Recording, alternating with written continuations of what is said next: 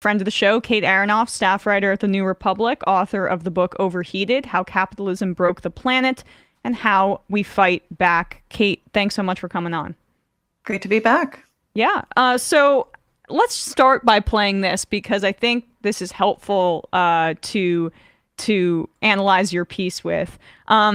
Recently, over the past few weeks, there has been a push by Republicans, and they successfully passed it in the House and the Senate. Biden's going to veto it, but it's this denouncement of woke ESG policies. And a lot of Republicans are kind of running with this. I'm going to ask you what this really entails, but here's Kevin McCarthy making that case, and I know Larry Kudlow did as well today. They're really sticking with this about Biden's woke ESG regulatory efforts. Do you have a 401k or some kind of retirement plan through work? If so, what I'm about to tell you affects you directly. A new regulation from the Biden administration allows your retirement savings to be used to fund a political agenda you may not agree with. It lets Wall Street redirect your money into something called ESG investments. The goals of these funds isn't to maximize your return or grow your savings relative to other funds. These are woke priorities whose primary purpose is to push a far-left political activism. But there's good news. Republicans and a few free-thinking Democrats voted to block Biden's woke ESG rule. The House and Senate both passed it. I just signed it, and now it goes to the president's desk. Unfortunately, he is threatening to use his first veto against it. Now, I hope he changes his mind and sides with American workers over Wall Street. If not, it will really show us where his priorities lie. Can I just say, there's so many cuts in that because Kevin McCarthy has a tough time stringing sentences together. He's not very charismatic or intelligent. Everyone's all posed up. Yeah, right. Okay, there's a lot there, right? One, yeah. I would say, hey, Kevin McCarthy, if you don't want Americans' retirement savings to be the at the whims of the market with 401ks. Hey, buddy, we can just strengthen Social Security, and how about expand Medicare? We'll just do that right away, bipartisan agreement. But I mean, what do you make of that, right? Biden is going to veto this, but the Republican fixation on this, it's an interesting tactic, to say the least. Yeah, it's hard to know where to start, and in covering this genre of content, I feel like I return to the sort of hallmarks of thinking about climate denial and covering climate denial, which is if you try to go through and unpick everything that's wrong or false, you just end up down a rabbit hole nobody particularly wants to be in. I will point out one thing of the many inaccuracies in that clip, which is sort of ubiquitous across these sorts of talking points.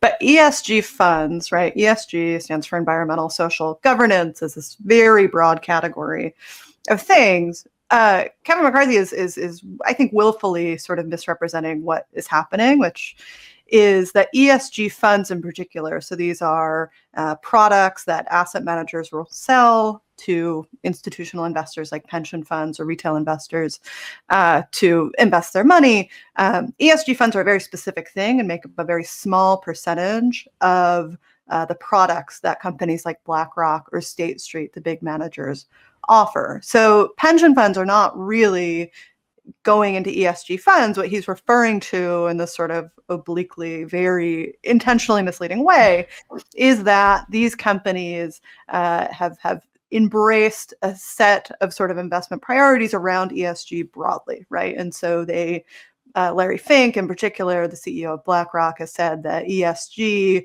factors are sort of an important consideration in how they make investments for entirely capitalistic reasons, right? And considering sort of climate risk, if you have a lot of investments in Miami real estate, for instance, is just a very material, important thing to consider for the returns of those assets. I won't. There's obviously a lot to unpack in that clip, but that would be the one that I will mention, and maybe just one more thing. Is that, the whole argument around this anti-ESG crusade is that it's threatening returns, when almost the opposite is true, right? And that because you see Republican-led state governments starting to pull funds out of BlackRock, they're left to rely on a much more sort of niche set, or just less sort of optimal places to park pension money in, for instance. And because the asset management industry is so concentrated among the big three, which is, a problem in its own right, I think, many people of political strikes will argue, you're left with asset managers who just offer simply worse returns. And so if you're taking money out of a BlackRock, State Street, Vanguard, you're just going with worse products and can expect worse yields from teachers and state employee retiree pensions.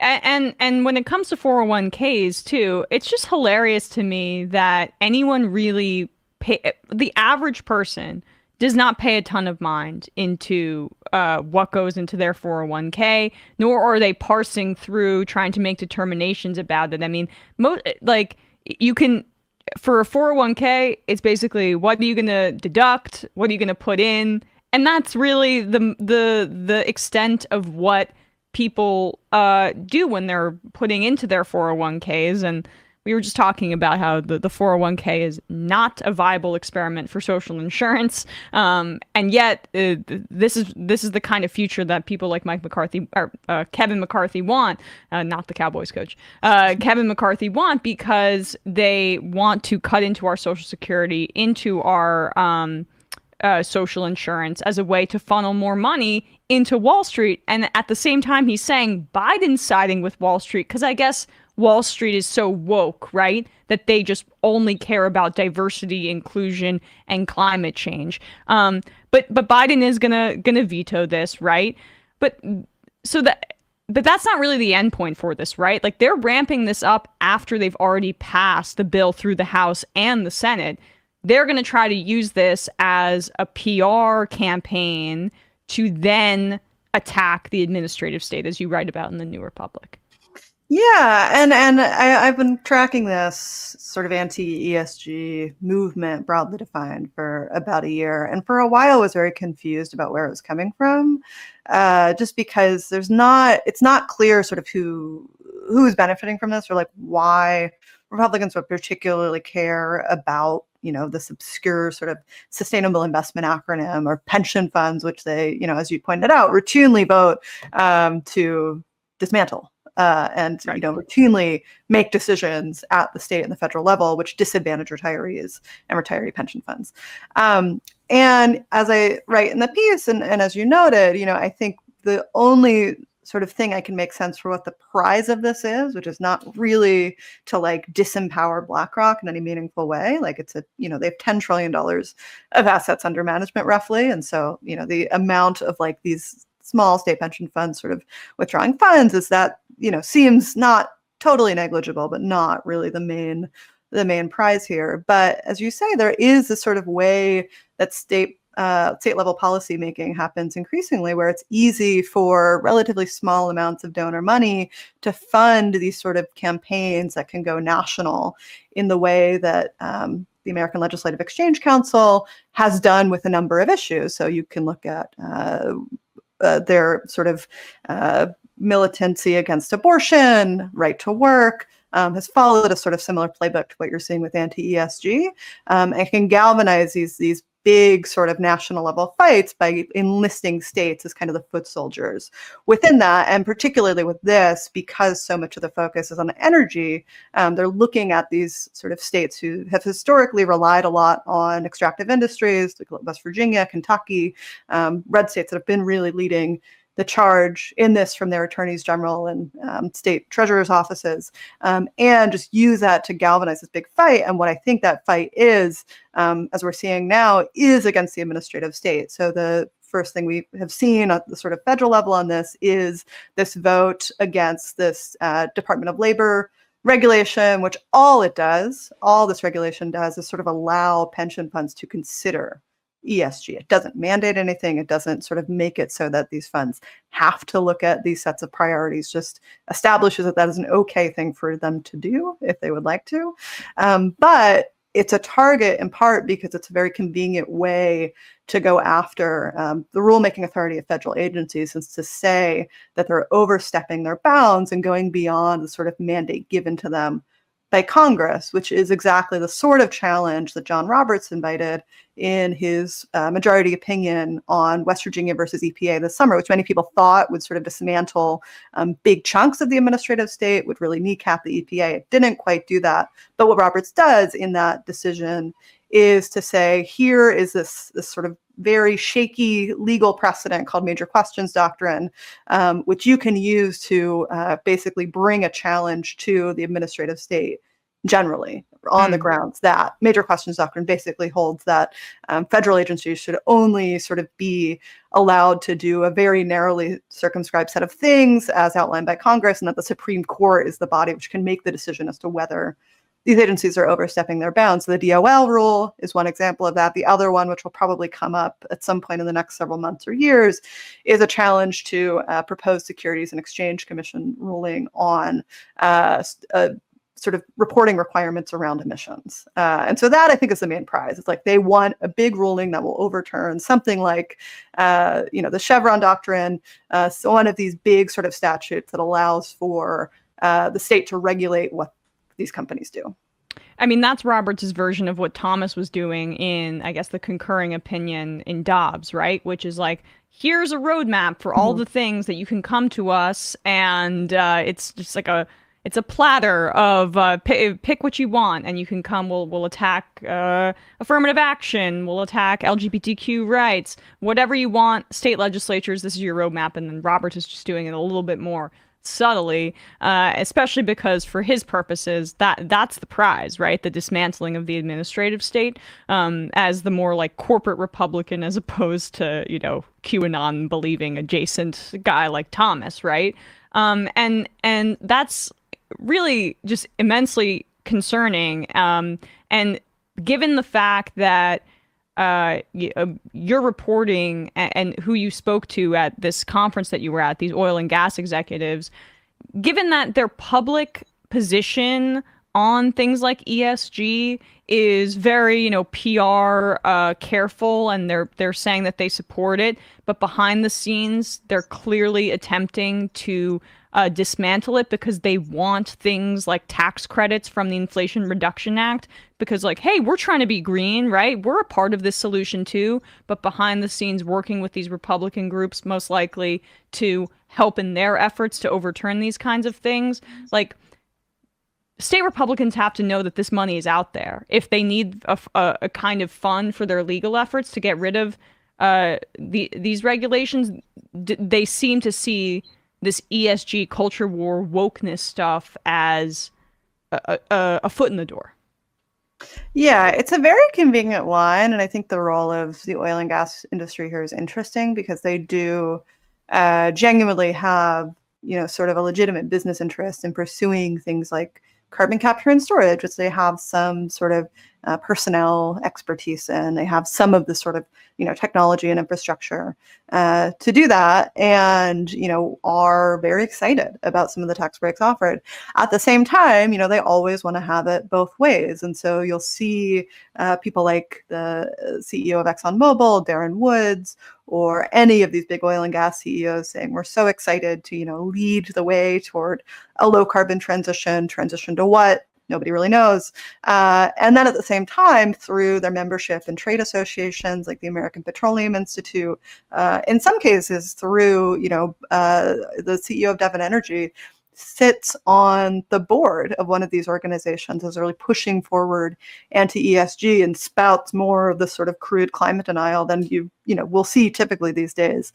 But they want to have it both ways, right? They want both the sort of reputational benefits of being invested in the energy transition, which will win them friends among investors, and they want to take the tax credits, and they want to not be beholden to any sort of federal regulation at all. And, that's been their playbook for a long time. And for the most part, they can do it. This is a bit of an aside, but in hindsight, and I know that with the Inflation Reduction Act, we were kind of being held over a barrel by Manchin, but we should not have been incentivizing things like carbon capture probably, right, from the United States, because for these oil and gas companies, like I understand that it has its value, but for oil and gas companies, is it not a way for them to have it both ways, or am I overstepping there? Yeah, I mean, I think it's a sort of complicated issue. I think what is definitely true is that oil and gas companies are treating carbon capture and storage, in particular now, especially with the Inflation Reduction Act, as a way to say, we're on the right side, we can handle this problem. We are best positioned to lead the way to a clean energy future. But when you look at what they're actually spending, they're spending such modest amounts on carbon capture and storage. They're nice little, now sort of tidy lanes of revenue, but they've reaped the reputational benefits. They sort of allow, people to think that they're really sort of green and cleaning up their act. But they're investing such little money in it, which, I personally think carbon capture and storage is a sort of important technology. Like, I think this is something that we will probably need. Most sort of climate modeling says we will need some significant level of it. I just don't trust these companies to do it because they're not spending very much money on it, and there's just not a profit model, right? The whole model of carbon capture and storage is that you get carbon from the sort of atmosphere through direct air capture or through industrial processes through carbon capture and storage, like attaching things onto industrial operations, and then you just keep it in the ground. Like, there's nothing. There's not really a revenue model for that, and should be a public good if we think it's so important, because we can't, just trust companies to make money off this thing that is very a bad way to make money, which is the only thing that they know how to do. Right. Yeah, exactly. So, some of the executives you spoke to about the anti-ESG push here, what were some of the most interesting responses that you got, if you were able to glean anything from the neat and tidy way that they're going to present to the public? Yeah, I mean, I think, and I don't really think they're being so disingenuous here, because the thing that I have heard oil and gas executives say, and people in the industry and sort of trade publications say for a while, is that the reason that there has not been more investment in oil and gas production in particular over the last several years is that they spent 10 years losing money on the shale boom. They just drilled as much as possible, hemorrhaged investors' cash, and drove down the price of oil to the point where none of them were really making money, especially in the shale patch. And so the reasons why their investors have been a bit more leery to say, go out and drill, go fetch these, $100 per barrel prices, is because they, misbehaved. They spent 10 years misbehaving and losing money. And what the anti-ESG movement says is very different from that. They say the reason there is not more oil and gas production happening, because we, value that as some sort of moral good to be drilling for oil and gas, is because these woke investors are going around and telling poor ExxonMobil, poor Chevron, that they can't drill because of the Green New Deal or something. And then you actually just ask executives whether, Larry Fink pulling some green string is the problem and why they're not pouring more money into exploration and production. And they say no. It's not a sort of narrative that makes intuitive sense. And they're pretty clear about that. If anyone is actually paying attention to the sort of business press or what actual people in industry are actually saying, they will not say that the problem is these woke investors peddling some green agenda. They'll say, we're getting our balance sheets back in order and we're actually profitable and making money for the first time, and we want to keep that up, which they're true. They're not lying when they say that. But at the same time, this anti-ESG fight is very convenient, and so that even if they disagree with the basic premise of the argument or one of the basic premise of the argument, they are still, perfectly willing to chase something that could mean they don't have to report emissions, that they don't have to, abide by federal rules. You also did some reporting on their kind of reaction to the Inflation Reduction Act more broadly, right? And their praise for it publicly. What's your sense now that the Democrats have lost the majority in the House of how some of these executives are feeling, and how that kind of pairs with this new ESG push, which as we went or anti-ESG push, which as we went over, Biden was clearly going to veto it.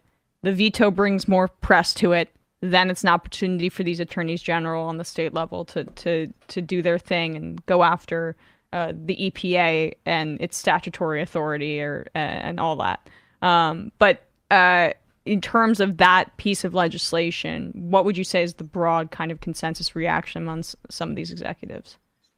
I think there's two major strains. The first being the less important, I think, which is that there are things, especially the very large oil and gas producers are already doing, like carbon capture and storage, like sort of very nascent investments in hydrogen, in these sort of suite of technologies that are being incentivized by the Inflation Reduction Act, that they can, what's known as de-risk, right? And so the government will sort of shoulder the risk of those operations while they reap the reward. And so it's just more profitable and easier to get financing for carbon capture and storage products. That's a nice little revenue stream that they can grow as a nice sort of supplement to their main business, which is drilling and selling hydrocarbons.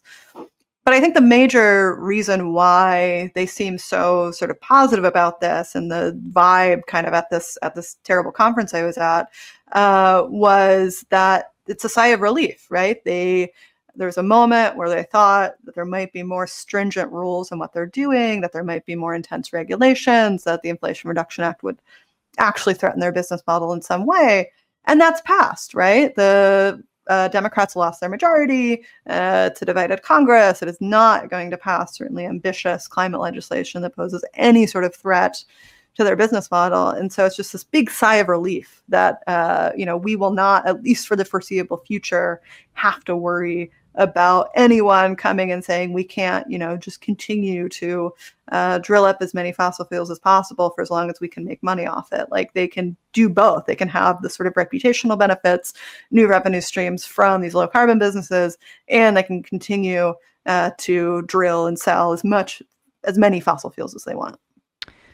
All right, well, that's a bit troubling, but Kate Aronoff, I really appreciate your time today. You can read her work over at The New Republic, and also read her book, Overheated: How Capitalism Broke the Planet and How We Fight Back. Thanks so much for your time. Really appreciate it. Thanks so much.